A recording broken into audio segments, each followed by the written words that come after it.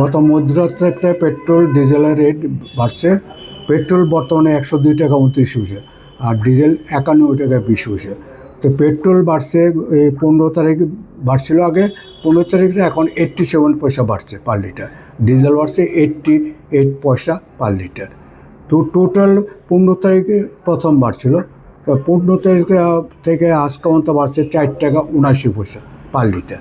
Diesel বাড়ছে 4 টাকা 67 পয়সা পার লিটার। 15 তারিখ থেকে 22 তারিখ পর্যন্ত, আজ হচ্ছে 23 তারিখ, 22 তারিখ পর্যন্ত এই মাল তো বাইরের থেকে আনতেছে, তারা গভর্নমেন্ট সেন্ট্রালের এইটাই আর কি। এটা তো আমাদের কাছে রেকর্ড নাই।